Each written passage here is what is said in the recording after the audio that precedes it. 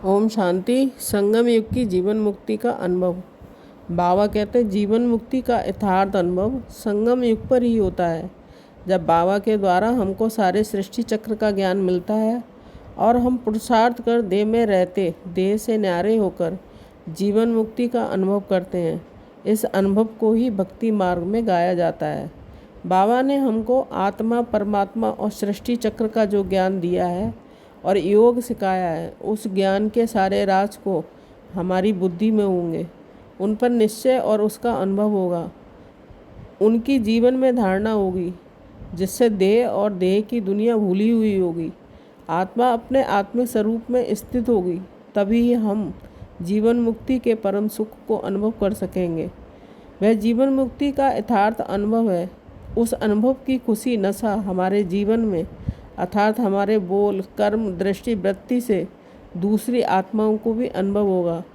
जैसे हम ब्रह्मा बाबा के जीवन से अनुभव करते थे। जीवन मुक्ति अर्थात दृष्टि भाव हो, खेल और खिलाड़ी की भावना हो, इच्छाओं और प्राप्तियों में बैलेंस हो, आवश्यकताओं प्राप्तियों में बैलेंस हो, सबके प्रति अपनत्व की भावना हो, नाटक पाठधारी की दृष्टि हो। संगम युग की जीवन मुक्ति में आत्मा को सुख दुख का अनुभव तो होता है, परंतु वह दुख से भयभीत होकर कोई आकर्तव्य नहीं करती है। विश्व नाटक का यथार्थ ज्ञान होने के कारण साक्षी दृष्टि बनकर ट्रस्टी रूप में विश्व कल्याण का पार्ट बजाती है। सबके प्रति शुभ भावना, शुभकामना होती है। वास्तव में किसी भी प्रकार के यथार्थ अनुभव के लिए दो विपरीत चीज़ों का या बातों का अनुभव आवश्यक है। सतयुग त्रेता में आत्मा को कोई दुख या अप्राप्ति होती ही नहीं है, इसलिए वहाँ सुख क्या है ये भी अनुभव नहीं होता है।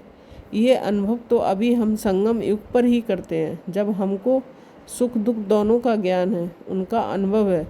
दुख का भी अनुभव है तो सुख का भी अनुभव अति प्यारा लगता है।